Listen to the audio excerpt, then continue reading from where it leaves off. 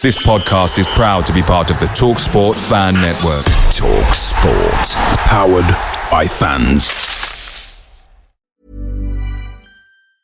Get ahead of postage rate increases this year with Stamps.com. It's like your own personal post office. Sign up with promo code PROGRAM for a 4-week trial plus free postage and a free digital scale. No long-term commitments or contracts. That's Stamps.com, code PROGRAM.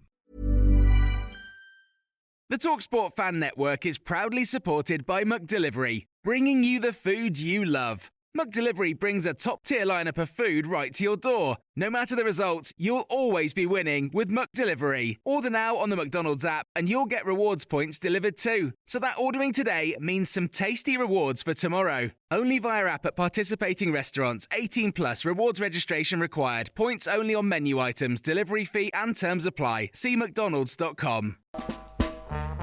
We are the land.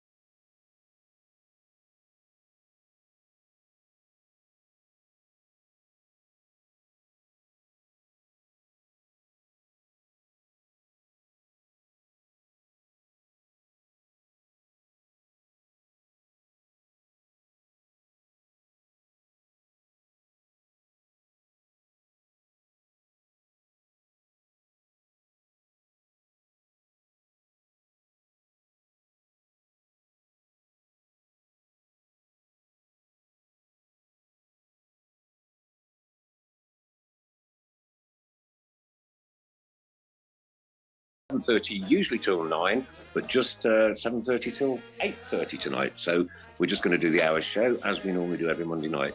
It's always good to be in touch with fellow blues fans, and this week has been a very difficult one, especially with Auntie Linda's sadly losing her uncle, and then a brother-in-law, and then her auntie and godmother as well through this COVID-19. So the message is still out there. The message is live. Stay safe. Stay at home. Don't go out. Let's just get back to going to the football, for goodness sake. And this thing's horrible. It's nasty and it's vile. So we've just got to do as we are told. Yep. Okay.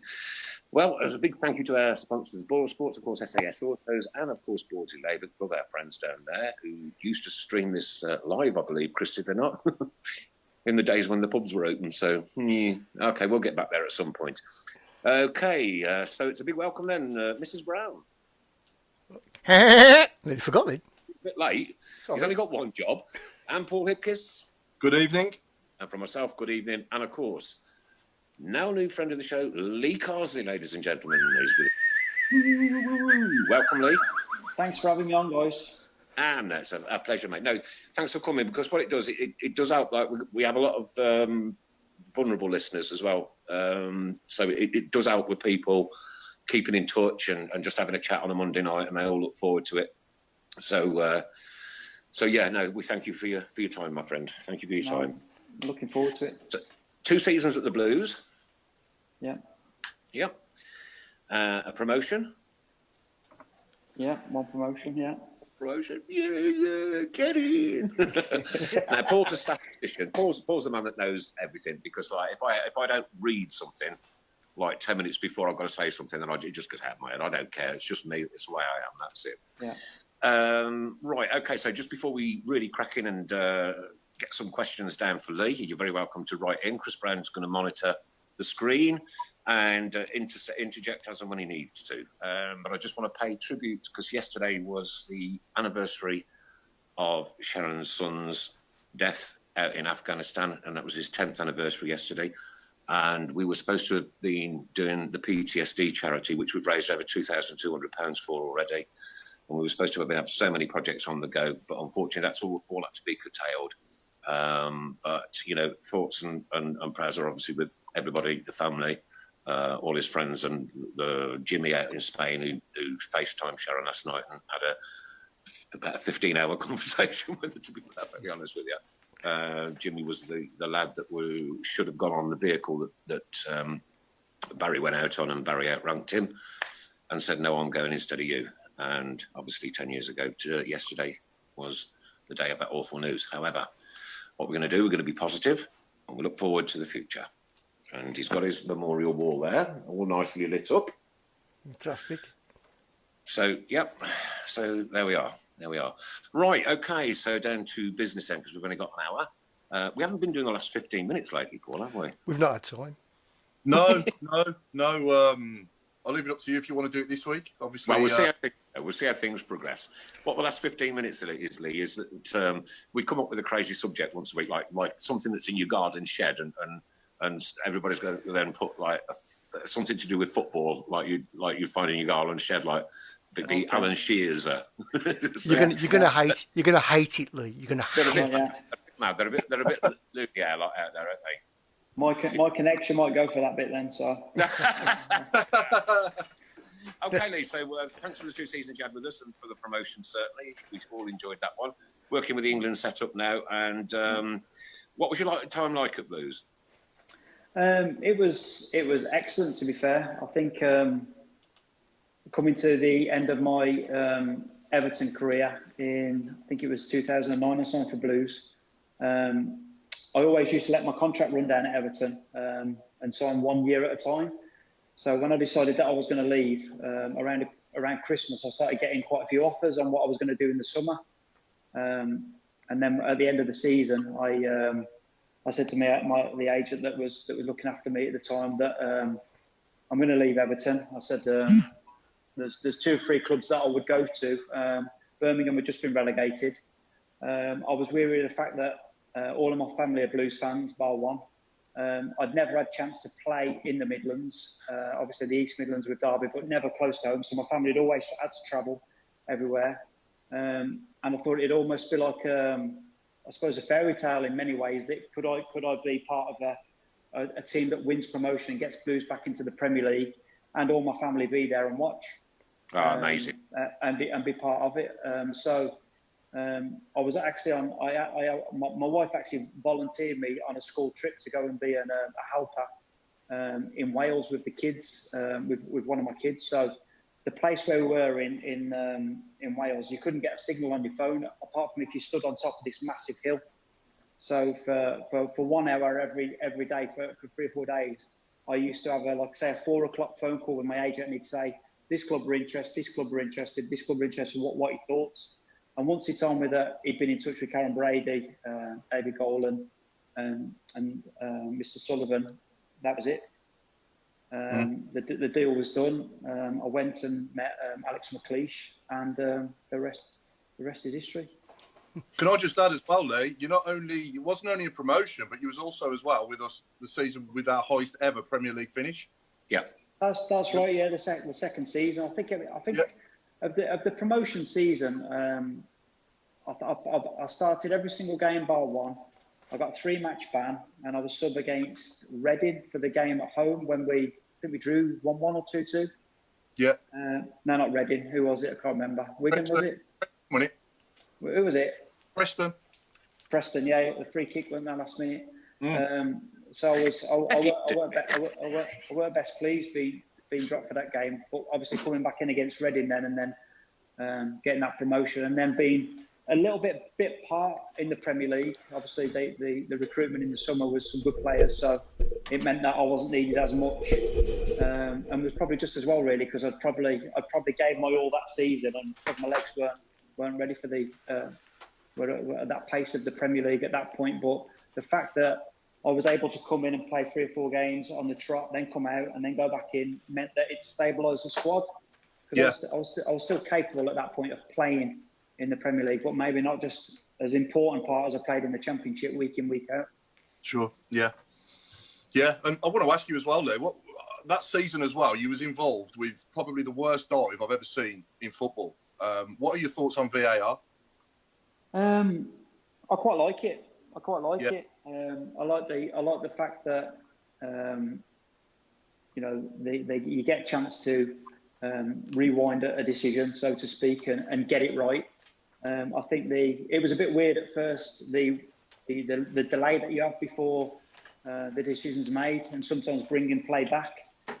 But like all things, when they're new, sometimes they take a bit of time to get used to, especially as a supporter. But no, I think long term, the more we get used to it, it was like the back pass rule when that first came in. That was like, I'm not sure about this, But it's like all things, once you get used to it, it's a lot easier. Sorry, Paul. Sorry, go on. I was going to say, has he spoke to you since then? And God, did he apologise after or anything like that? No, and I think the fact that I played for Everton as well, I don't think it helped that night, if you can remember, because I was getting quite a bit of stick off the Liverpool fans. But I mean, seeing it back, it was a tough decision. Yeah, it was a tough decision, but I just remember that. What I remember most about that night is Cameron's goal. It was a great strike, wasn't it? The way he hit it and the way the ball moved. And if you think about some of the games that we played that season, we had a lot of character in that team, a lot of good players. Yeah. And like you say, the highest Premier League finish was a nice way for me to finish at Blues. Yeah, and 13 games as well, wasn't it? Yeah, definitely. We had a good little spell. Like I say, we had a solid Premier League team that season. With some good players and good characters in the dressing room, which is always good when you get that balance. Definitely. Just crazy how things have gotten to the levels that not so much that they are now, but certainly 2 or 3, 4 years ago. And we've been doing this 10 years now. Yeah. And apart from the Carling Cup, we've had nothing to shout about, have we? No, but I think there's a lot of teams in the same situation, because everyone wants to get promoted, everyone wants to win everything. So it's a case of putting the right foundations in place and sticking with the plan. And I think, what's your thoughts on the EFL? This investigation that Blues had, and obviously we've got the 9 points a season or so, and they've now come back and try and have another pop again. I don't think it's. I think it was insensitive. Number one, it was the wrong time. Yeah. Everything that's going on in the world at the moment, and I don't know. We've as football supporters, it makes us angry. Yeah, I think to be honest with you, I don't know enough about what the problem was or the investigation or in terms of them kind of rules that are in play, the financial fair play rules. They're so complicated for me. It's I'm more about the coaching and the players and the playing than the. Yeah, too right. I wouldn't understand the beginning or the end of it. Best game you played in at Blues? Ooh, last game. No, the best one. Best one. Oh, the best one. Yeah, got to be the promotion one, isn't it? Yeah. There's a lot of games. But you got to bear in mind that my family absolutely love the Blues. I mean, I was never a big Blues fan. I was a big football player in terms of I just used to love playing football. I'd go to any game that I could. I'd go to Walsall, I'd go down the Villa, I'd go to the Blues, I'd go West Brom, I'd go anywhere. I'd go and watch Moor Green at the time, or any team when my brother was playing, I'd go and watch. My first game of watching Blues, I've done a bit of research because I thought you might throw it on me. It was the FA Cup game against Forest in 1988. My mum took me. Right. So we got on the number 17 from Mick and Stella's chip shop. Dropped us outside the ground, and we stood right at the back of the Kop, I think it was, and I was just in awe of I couldn't. But this first game I'd ever been to, proper game anyway, and I couldn't believe that how excited it was and how fast it looked. So then to lead the team out in that first game where I captained the team, I can't remember who it was against at home. Sheffield United. Oh, shut up! How does he know? It was not the kick-off when it was a 12 o'clock kick-off. So my wife, my brother, my mum, my uncle, my cousins, everyone was there, and I remember looking over at them and them all being really choked up. My brother especially, and my uncle. It meant a lot for them, and it was great that I could right at the end of my career. I think I was 33 at the time. At the end of my career, I could give them that almost inside track of what it was like to be at Blues and be around Blues. But it could have been really different, to be fair. I had a chance at 16 to sign for Blues, but I chose to go to Derby in the end, and It's as did Dean Sturridge. We both ended up we both were at Blues and ended up at Derby County, so it could have been a lot different. Yeah, that Sheffield United guy, Kevin Phillips scored, didn't he? Last minute winner. Remember it? Yeah, I think the fact that I'm obviously not blowing my own trumpet, but signing myself from the Premier League, signing Kev Phillips, keeping the likes of Mike Taylor, James McFadden. I've got Seb Larson, all these real good Championship players and good Premier League players was a big gamble from the club, I suppose, looking back on it, when I'm sure they had offers for some of these players, but to keep that squad together paid off. Yeah, definitely. Yeah, that was a really good side. Even though Alex did the dirty on us and went across the city, which is totally unforgivable in any Birmingham City fan's eyes, was he a good gaffer to work under? I liked him. I liked his staff, Roy Aitken and Andy Watson. When I sat down and I went and met him, and he told me what he wanted to do and the way he saw the team playing, and I don't think he realised that I'd actually already signed. He was selling me the club, and I was like, I've signed already. Like, the contract's already signed. So I think that was a bit of a surprise for him. But it was an enjoyable period for the club, and obviously he done well as well. To get promotion, get a high finish in the Premier League, and then to get a Carling Cup as well would be seen as a good stint as a manager nowadays, especially. Definitely. You see, the thing is, if he hadn't have gone over to the other side, he would be in one of my I want an Alex McLeish statue outside St Andrews. Yeah, I mean it's always tough, especially when you join your closest rivals, and I'm sure it's a decision that wasn't made easily. But like you say, I think you've almost got to accept that you are literally burning your bridges when you make that kind of move and accept it. And generally, I mean, without saying that it happens all the time, it very rarely works out when you make them kind of moves, because wherever you go in the city, you're going to bump into a Blues fan. So it's very difficult to get away from it, and the rivalry is immense. Yeah, it is immense. Oh, I thought you'd fall asleep there, Chris. No, I'm reading. I'm going through the comments. Quite funny. I'll just read one as I'm going through. Jason says, Lee, do you think you should have had more time when you was the head coach for the couple of games when you were there? No, I think when I was, I probably know some of these people that are texting in, by the way. I hope my brother won't text in. No, I made it clear that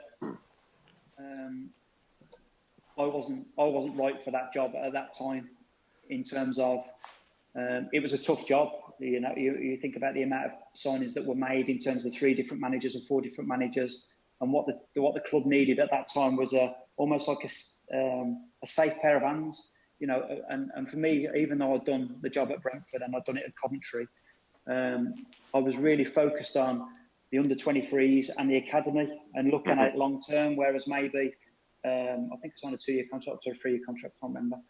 At the end of that, ideally, I would have took over the team. And I think I've always said that when I do eventually go and apply for a head coach's job, it's something that I'll do wholeheartedly. But at that time, it just wasn't right. But I love my time there. I was only back there for maybe 6-7 months, but I absolutely loved it. And I still do. It's I didn't leave on bad terms. I still keep in touch with a lot of the staff there. Obviously, Dong, we speak to Dong, and Christian, and I still enjoy going back to the games and stuff. So I really enjoyed my time there. That leading the team out as captain was one thing, but leading and picking the team and taking the team to Derby and Sheffield Wednesday was brilliant, absolutely brilliant. Real different kind of pressure when, like I said, I've done it at Brentford and I've done it at Coventry, but when the club is so ingrained in your family and the responsibility that you feel as being a Brummie is another level than what I would have been used to. Mm. How did you cope with that? How did you cope with that when on the times that things didn't go right? How did I cope with it? Yeah, how did you cope with that kind of pressure? Let's say we'd lost a game, and your family so ingrained, like you said, and one thing or another. How did you manage that? I struggled, to be fair. I did struggle with it because I took it personal. You know, That's nice. That's nice for your honesty. That's mate, nice one. Yeah. Like when we played against Hull away, I think it was 6-1. Yeah, I was there, Les. So see sorry about that. I'll give you the cash back for that. I drove all the way there and back. Yeah, so my 3-0 down at half time, my attitude was, let's make an attacking sub, let's go for it, because if we're going to lose, at least I want to lose having a go trying to win, rather than I could have quite easily gone defensive and gone, right, let's lose 3-1, or maybe, I don't know. But my mentality was always like, we've got to attack, we've got to go for it, because that's what I believe the fans wanted to see. They want to see a team. There's a right way and a wrong way to lose, and to lose a game trying to win is different than losing a game like on a whimper and backing up and playing deep. You know, I always want to try and win, and I think that's something like what I've had to learn, especially in my coaching role, that sometimes you do have to be a little bit more passive in the way that you approach games, and obviously that comes with experience. Yeah, definitely. Good. So is that the aspiration now, Lee, to get back in eventually as maybe a head coach? At some point, At some point, I will. Yeah, definitely. I think I've built up a really good bank of experiences in terms of I've coached an under-18s, I've coached an under-23s, I've coached an under-19 international, under-21 international. I've been caretaker manager 3 or 4 times now. So in terms of when you put all the things together, and then being fully committed to it, I'll definitely have a go at it. Good luck with it, mate. Who would you like to manage? I'm not sure. I think I can still see myself coming back to Blues at some point. Like I say, I really enjoyed my time there, even though it was a brief one. Definitely, it's a club that, along with Everton, it's a club that I hold, close to my heart. Your first game, Harry Clam's just left, hasn't he? So, say it again. What's his name? Javier Clam. Yeah. He's just left the club, hasn't he, for personal reasons. Yeah. Obviously, we don't know what they are, but obviously wish him well and thank him for all the that he's done for. Yeah. And how do we feel that one? Well, there's already some good coaches there, isn't there? Obviously, Craig stepped up, and he'll have had 6-7 months now of doing the role. This little break, I would imagine I speak to him quite regularly, so I know that he's watching a lot of games and looking at players and really studying and making to try and make himself a better coach. So there's still a lot of experience there. I've heard a rumour, Lee, that you went to the same school as Craig Gardner. No, that's false. He went to the same school as me. I paved the way for these guys. Paul, I've heard the little rumour that you went to the same school as Lee Carsley. I did. How come then, Paul? With all that talent flowing out of that school, you didn't make it as a footballer? Look at him. Just look at him. I remember the picture on the back of the classroom with the Derby County squad photo and the circle around your head saying ex-Cockshire Hill when you was on the Derby County squad photo must have been about 1994. Okay, yeah, that was. I mean, I used to try and go back to school quite a bit. To be fair, there was a teacher there called Mr. Turner, who'd done the physical education. Who was a massive influence on my career, on and off the pitch. Real good guy, and someone that I've got a lot of time for. Yeah, isn't it nice when you've got like a mentor? You know what I mean? Somebody that you remember for that. Because when I was at school, look, right, this is the absolute truth, right? I have the world's worst memory. If I don't go to the shop without a list, I'll come back with a cattle grid. I promise you, right? My memory is awful. And when I was at school, I was just branded as sick all the time because nobody picked up on the fact that I was actually a brilliant badminton player. Yeah. And I never got pushed in that direction. I'm not talking a brilliant badminton player. I'm talking an absolutely superb badminton player. Before I had the chin and the cheeks and this, that, and the other, you know what I mean? Yeah. And I had an incident where the sports teacher used to pick on me constantly. If there was a new sport to show, Sport, come here, and he'd run rings around me. All right, I went into sports all this one day. There was the badminton set up, right? And I thought, well, okay. And, of course, 300 kids in the sports hall. Sport, come here. Yes, sir. Today we're going to play badminton. And he went through the rules and this, that and the other. Yeah. And I stood at the court and I said, where's the ball, sir?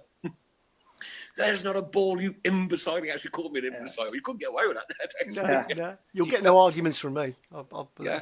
And so he whacked the shuttlecock over the net and I missed it. I took a wild swing at it and missed it completely. Yeah. And then the second one, he took it over and I hit it that hard, it went right out of court. And of course, all the kids are laughing and he's laughing. And then he took the third shot and I went right up to there. And he didn't get one more point off me. And for 3 years, for 3 years, instead of that bloke putting his arm around me and saying, well done, I know somebody you can go and have a chat to. For 3 years, because he said nothing, every time I walked past that man, I went, game of badminton, sir. And that's if I walked past him once or 10 times a day. And that's all I did for the rest of my school career. Apart from that, I can remember Pythagoras theory. I can remember everything from my school days. But as Don asked me something about yesterday, it's crazy. It's actually theorem, not theory. It's what, Griff? It's actually theorem. Pythagoras' theorem, isn't it? Not theory. Is it? Yeah. I don't remember that. See, you know what I mean? This is the Ladywood boy coming out, you know what I mean? We know everything. Can you kind of put a comparison down to your days at Everton and Everton Football Club? I always think my brother's an Everton supporter, and I always think Everton is kind of like a Birmingham City, is like a kind of a Bolton, is like a kind of a Blackburn Rovers. They're them proper clubs that upper supporters go to. Was that kind of a similar experience? Yeah, definitely. I think there's a lot of similarities between Blues and Everton. Neither fans accept lack of effort. No. Yeah. Now they'll accept poor performances and they'll accept not winning games, but they won't accept lack of effort, lack of commitment. They've both got good sense of humours, so I think the Birmingham one's a better one. Yeah, I mean, in terms of sometimes, you have to have that ability to laugh at yourselves. It's not always perfect, the scenarios, but a lot of similarities especially with the fans and the history as well. Some of the great players that both clubs have had in the past. There's definitely a responsibility when you put the shirts on that you've got a lot of responsibility to that badge, which is very important. Yeah, our favourite saying is you play for the badge on the front and we'll shout the name on the back. Yeah, very true. Yeah. Who was your toughest ever opponent, Lee, in the midfield? In general, probably Patrick Vieira. He was probably the first midfielder, centre midfielder, especially that I played against that would turn on the ball and take you on, which is quite unusual in the middle of the pitch. But that kind of player that came into the Premier League was really made you up your game. The likes of Vieira and Scholes, Keane, these kind of players. So them kind of ones. Mm. And who's the best player you've ever played with? Martin O'Connor would probably want to tell me. I want to say it's him, but it might not be. It's probably maybe like a Tommy Gravesen, someone like that. Oh, right. Very underrated, Thomas Gravesen. Well, Thomas Gravesen, yeah. He went to Real Madrid, didn't he? Obviously went on, to Real Madrid. So he was very good. He was excellent, as was Wayne Rooney when he first got into the Everton team, as was Robbie Keane, Damien Duff. I've been quite lucky that I played with some really good players and some top talent. You spoke there about Wayne Rooney. Can you draw any kind of comparisons between Wayne and Jude? Yeah, I've not seen as much as Jude as obviously I've Wayne. I've seen Jude play 3 or 4 times maybe live, and I didn't have a chance to see him while I was at Blues, which is ironic really.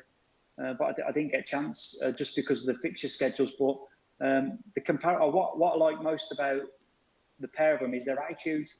You can both tell that they both love football. Mm.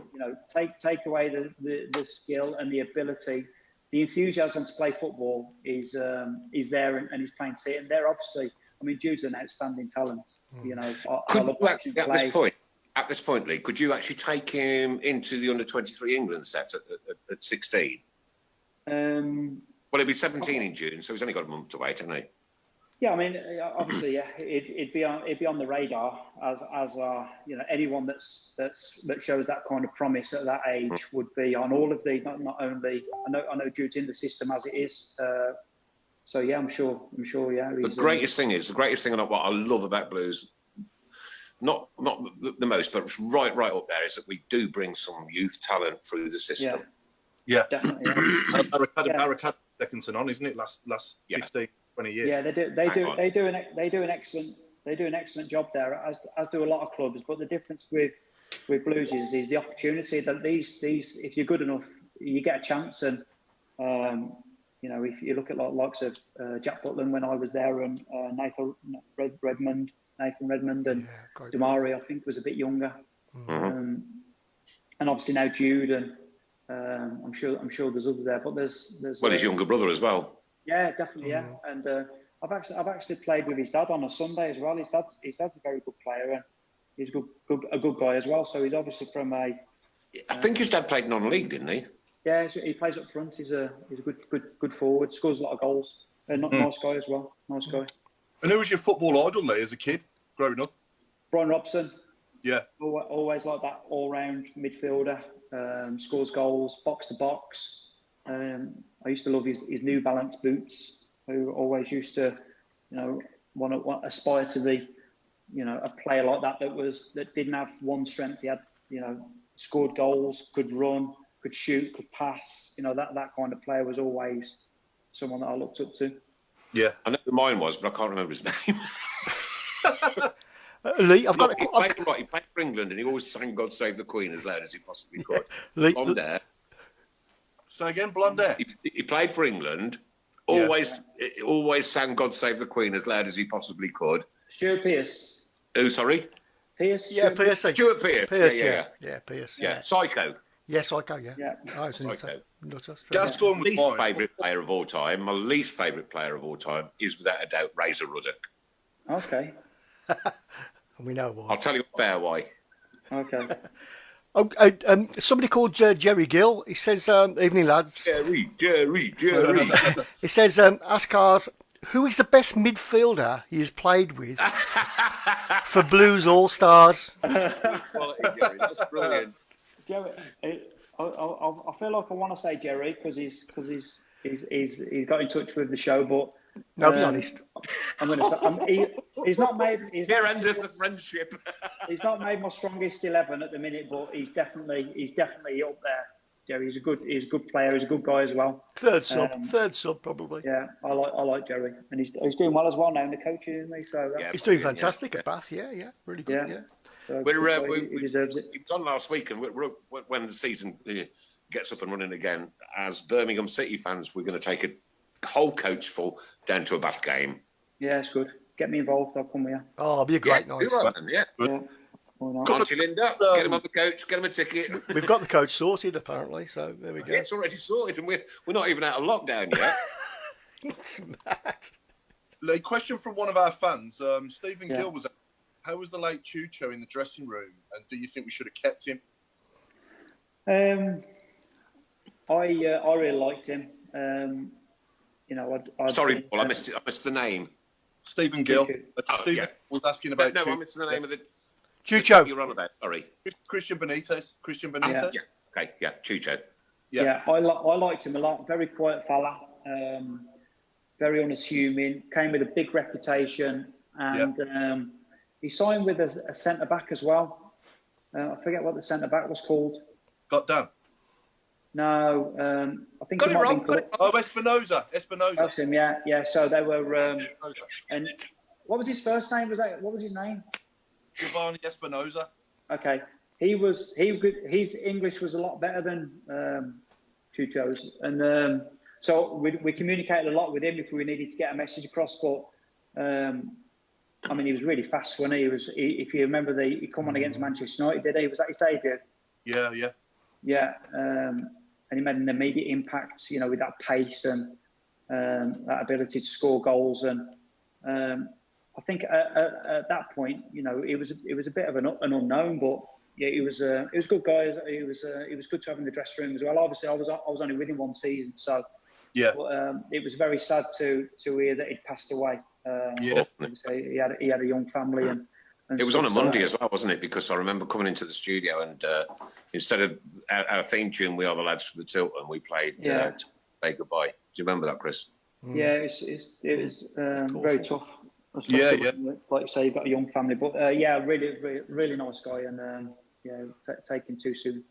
Yeah, definitely. And during your 2 years with us, who was the best trainer and the worst trainer that you in the squad?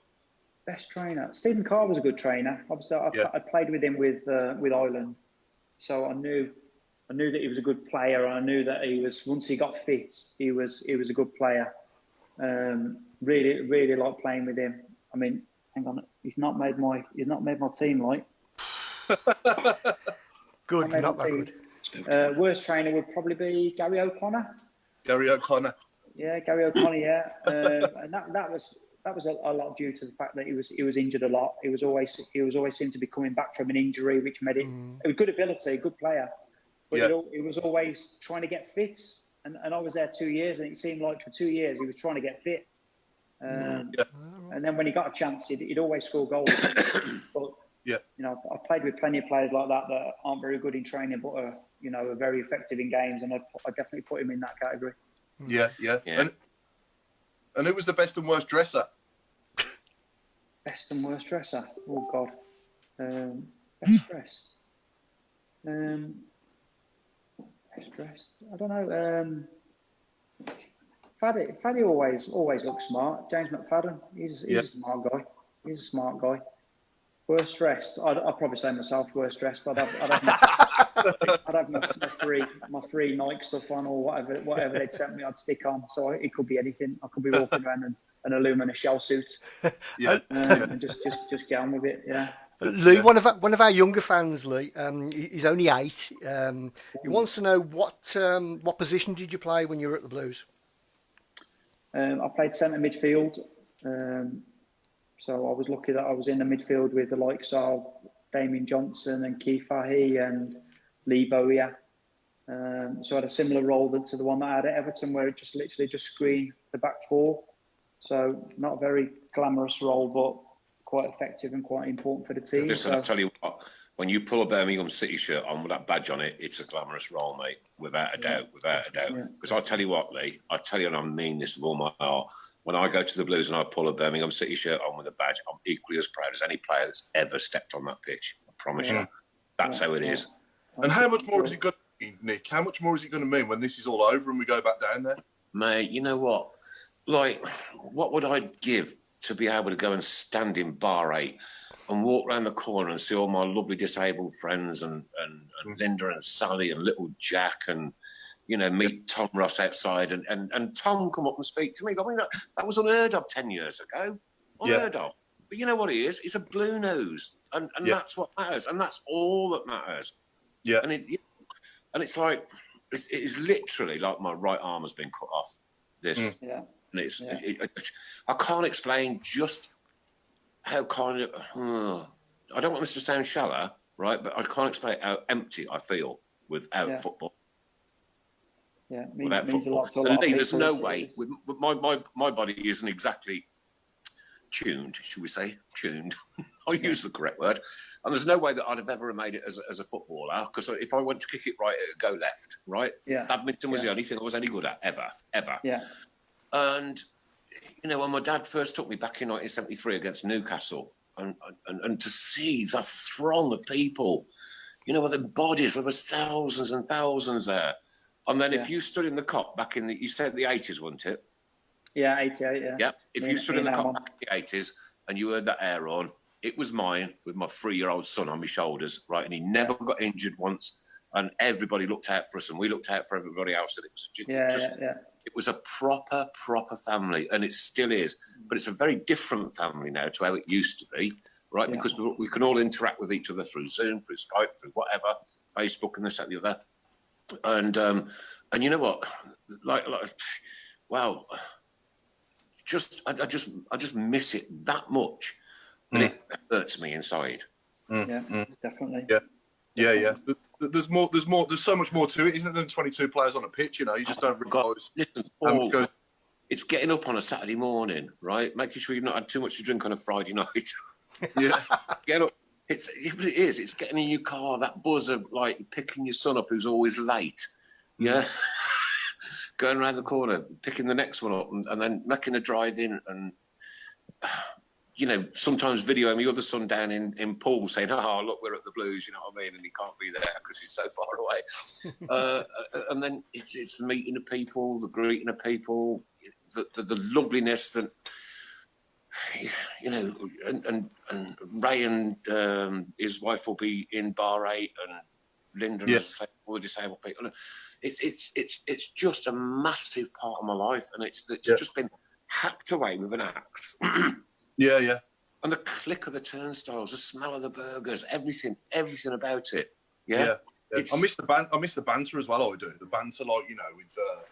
Paul, you know me. I'm a little bit of a banterist, as you well know. But the banter's still going because it's still going on social media, right? Yeah. But I love when we're bantering between supporters, and I sat with Adam Wilkes for the Stoke game. I think they scored first this year, didn't they? Yeah. Remember? They did. And we beat them 2-1, didn't we? We beat them 2-1. Yeah. Beat them 2-1. That was Jude's first. The stick that I gave them. Of course, I live in Chip Eater land anyway, so. Oh dear! But I came back here, walked into the pub where I work at, which probably won't be open until Christmas, and there was a Stoke fan in there, and I just walked in, put my arms out, like, and it's that moment, and it's that bragging moment, you know, when you can just go cocky. Right, I've got a question, Lee, from somebody called Adam Wilkes. I haven't asked this, by the way. It's Adam Wilkes. Is this hairless Adam Wilkes, the beardless? Yeah. one? Okay. Yeah. Please ask, what's his favourite derby match to play in? Blues versus B6 or Reds versus Toffees? And which is bigger? And which is bigger? Ooh, you are so on the spot now, mate. I tell you. Yeah, I think Everton Liverpool is a bigger derby. No, that's wrong. That's the wrong answer, I think. I'm sure that's the wrong answer. It's gone quiet there. I've lost my signal. Who's our next guest? And that, ladies and gentlemen, was the Tilton Talk. Playing in both derbies. I'm not sure. I think it's probably maybe because I was at Everton for longer than I was at Blues, and they literally are. I mean, I'm sure you've been to Goodison before. Like you literally cross the park and you're at Liverpool. The biggest difference with living in Liverpool, like I did, was when you go into the city centre, you see blue shirts or red shirts. Whereas when you go into Birmingham, you could see anything. Whereas in Liverpool, it's very much you are blue or you are red, and that is it. In terms of a match day, there's no difference. There's There's the rivalry. I don't want to say hate, but it's very close to it. Like the rivalry is immense. They're both excellent games to play in. They're both nerve-wracking games to play in. You don't want to make a mistake in either game. I think you don't want to be the one. Yeah, I think I was subbing the game at St Andrews, and I think I actually got subbed as a sub. So I remember not being too pleased in the dressing room after. But like I say, I played in maybe 10 Everton Liverpool derbies. I played in one Blues Villa. So obviously I'm going to probably edge towards that. But you get the winner. You get the winner in one derby. Yeah, I was lucky enough to get the winner in one of the games. Over that. Yeah, but you know, if you ask my brother the same question, and he's been to a lot of the Liverpool Everton derbies, he'd say Blues Villa all day long. So, you know, it's just the experience that I had at that time. What's the best atmosphere you've ever played in, Lee? Best atmosphere I've ever played in was maybe some of the European nights we had at Everton, where we played against Nuremberg away, or we played against Fiorentina away in the Europa League. In terms of the Blues games, that Reading away. I mean, Blues at home is especially the midweek games where you play under the lights. Yeah. You know, you sort of sense after 5 minutes whether the crowd are sitting down, ready to be entertained, or they're actually with you and they want you to win and they want you to attack. The Sheffield Wednesday game where I was manager, that was an excellent atmosphere that night. Yeah. Reading away when we got promotion, the scenes in that away end was unreal. It was as good as I've seen it. So I've been quite lucky in that respect that I've been involved in a lot of good games where, and I was talking about it the other day. There's certain games where you feel that the fans and the team were totally on the same wavelength. And I had quite a few games at Blues where I felt like that the team were totally in sync with the fans. Yeah, sure. Do you feel like the opposite way? In terms of when the first 5 minutes hasn't gone well, Yeah. and you know what we're like. We're football fans, league, right? So Yeah.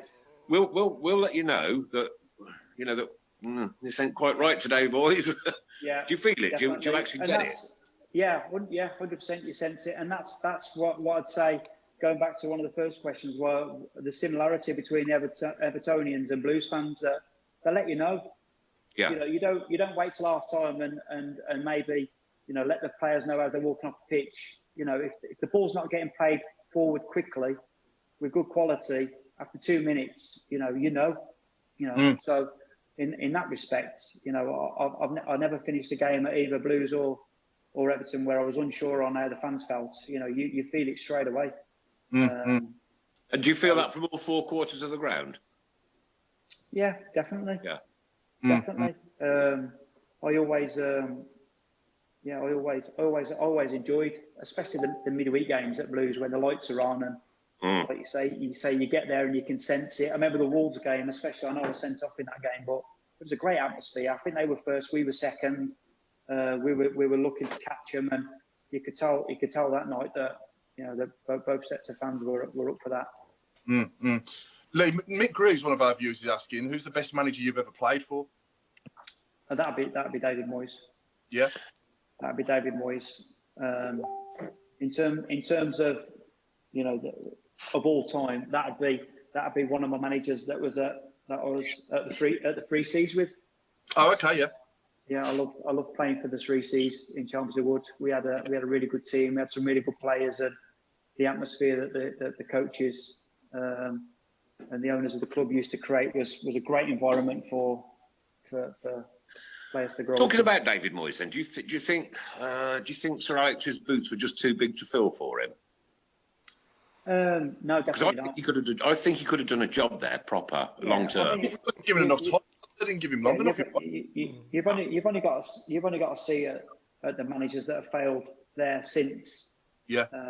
I don't think it was as simple as Sir Alex, who'd done such a great job for so many years, that the next manager was going to go in there and just carry on where he'd left off. The team was aging, the squad was aging.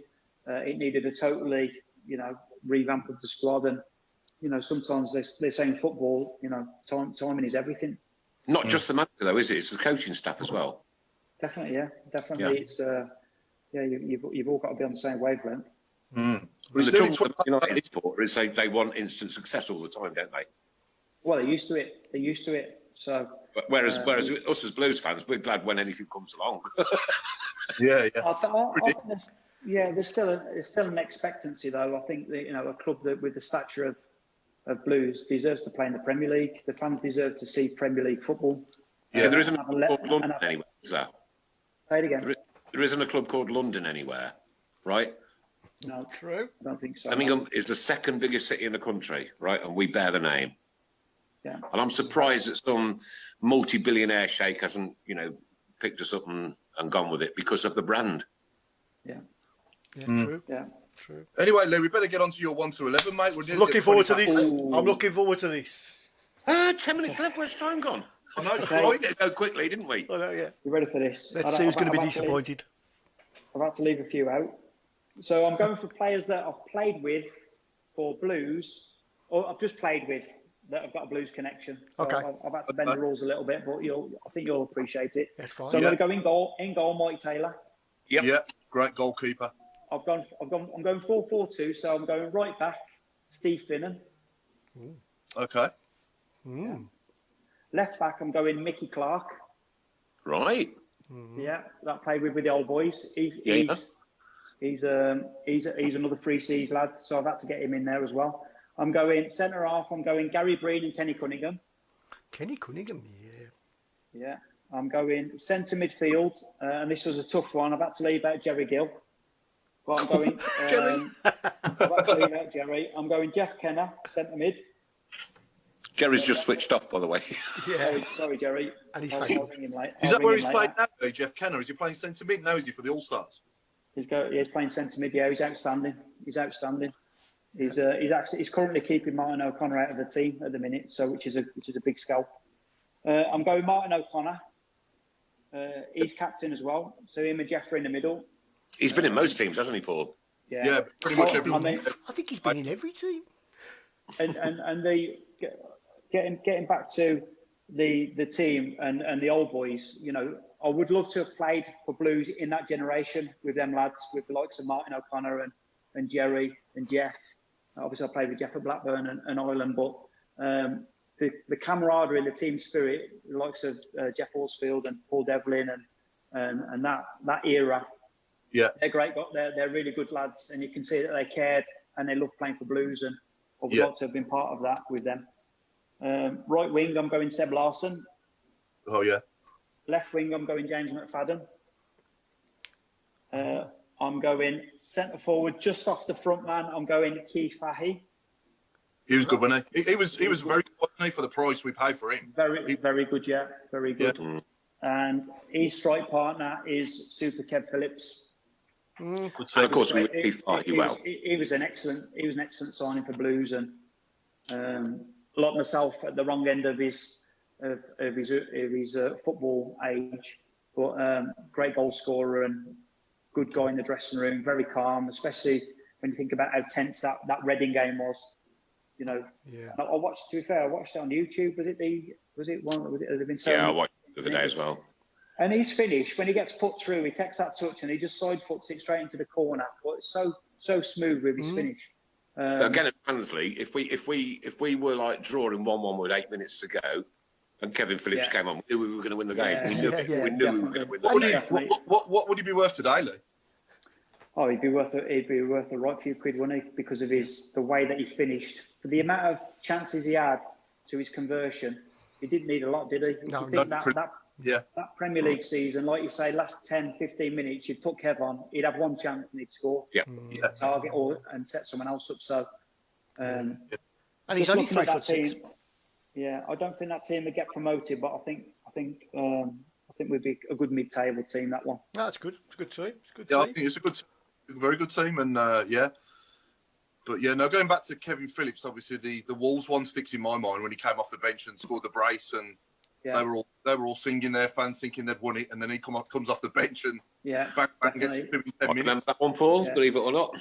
Yeah, he was excellent that little campaign with that 2 years that I had with him. Off the pitch as well, the amount of stuff that he used to do with the younger strikers, you know, he was actually interested in talking to him about his technique and finishing, and that calmness that he had in front of goal was excellent. Yeah, so prolific. How many goals did you score for Blues, Lee?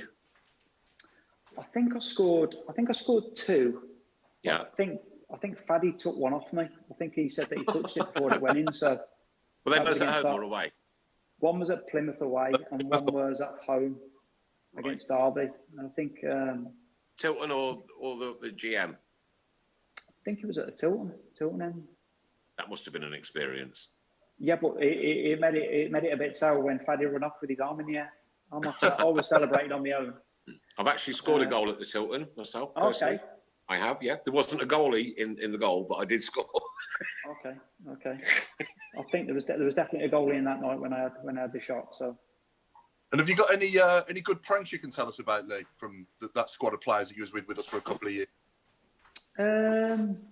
Well, I remember that squad being quite a serious squad. To be fair, I mean, we had a good laugh in that. Don't get me wrong, but I think there was a bit of a hangover from the fact that they had been relegated from the Premier League, and there was an understanding that teams that get relegated don't get back up straight away.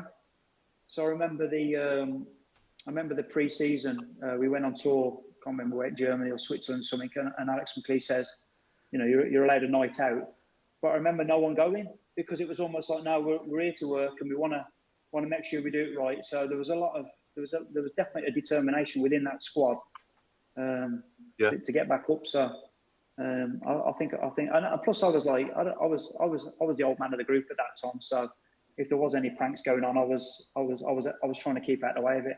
Yeah. Okay. Sensible man. I noticed everybody noticed that I'd gone for an emergency wee then. Oh, okay. What? Sorry, Chris. I didn't notice you got. I noticed people in the shout box had noticed that I'd gone for an emergency wee. Oh, right. You got any more, Chris, from any of our viewers? When you get to my age, you know what I mean? I've lost the comments. Okay, ladies and gentlemen, for the last 5 minutes, anything you'd find in the bathroom, and anything to do with the football, anything you'll find in the bathroom and anything to do with football. I'll start you off with Ian Toothbrush. We know where this one's going to go, don't we? Oh yeah. Okay. Right down the pan. Okay.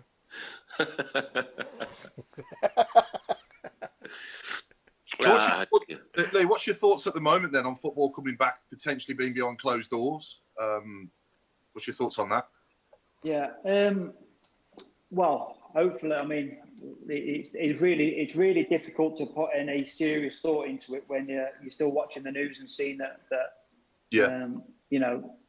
I'm just watching the update earlier, and they said there was 280 odd people that had died today, and now almost immune you've become to it now. It's like, oh, it's only 280, but yeah, that's someone's died today, and not only someone's, but someone's family or brother, and I remember when it first started, it was like, I don't know, say 50 had died, and he was like, God, 50, but now you're almost immune to the amount of people that are passing away, and then to almost like put it into context of how important on the scale football is. I mean, I'm sure if you asked any of them, the families of these victims, how important football is to them at the minute, it'd be very low down in the priorities. But perfectly said, mate. Perfectly said. I was actually chatting to a gentleman who's probably in his 60s in the pub prior to lockdown, and I because I'm a complete and utter geek, I've got to watch everything that's going on in the world, right? And I was watching this, and right back in January. And I was talking to a gentleman and I said, like, this is going to be massive. It's going to hurt, right? This is really going to hurt, not just the country, the economy, but this is going to kill people.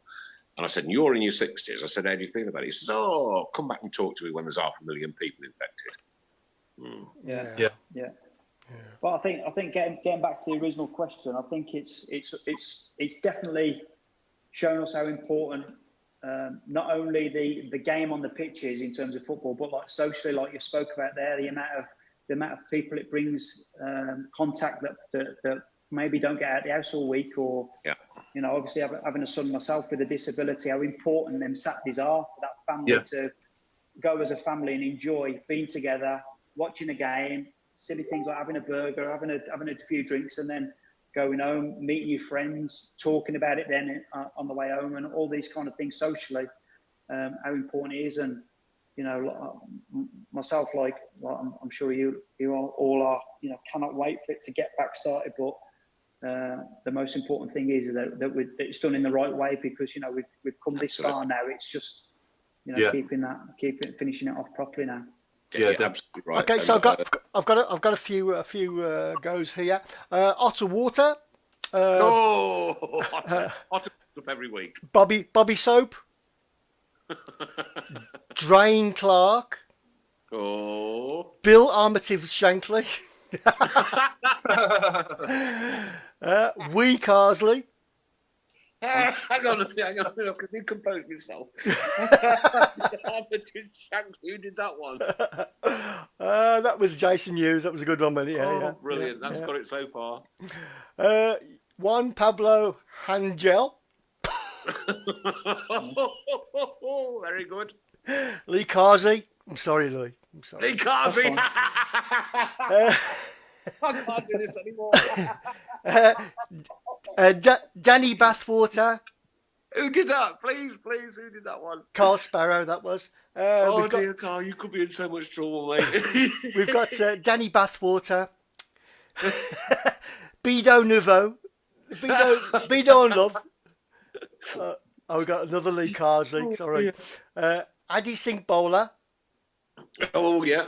Oh, he's a good one. Bath Matt Litazia. This is here. No, I'm in favour of the Lee Carsley one at the minute. Dental Floss Townsend.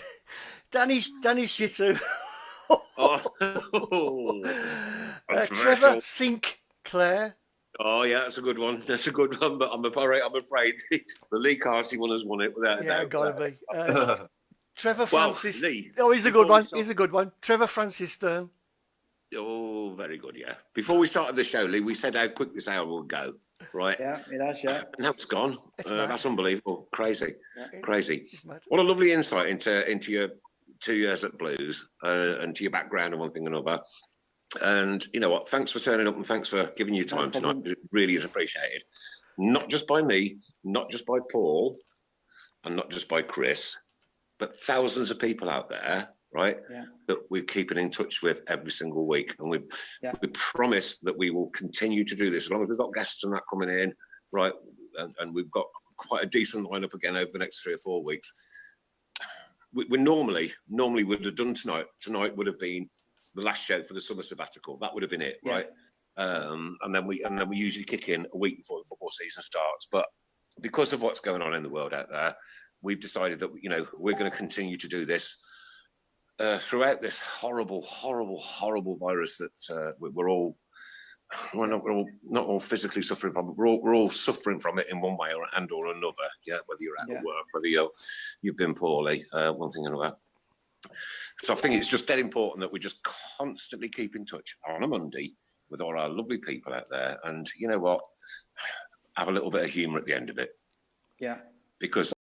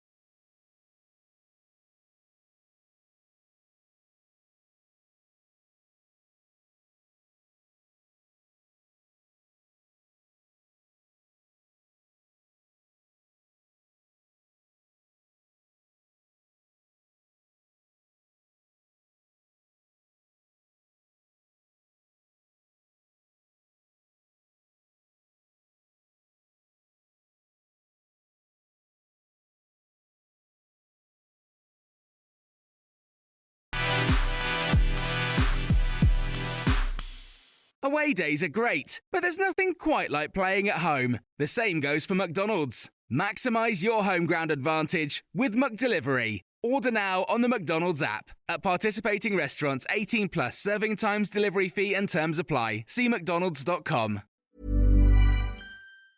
How many of your employees are trying to balance paying bills and saving for retirement? Support your participants today and tomorrow with Vanguard well on your way at institutional.vanguard.com.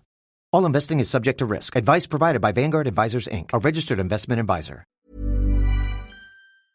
This podcast is proud to be part of the TalkSport Fan Network. TalkSport. Powered by fans.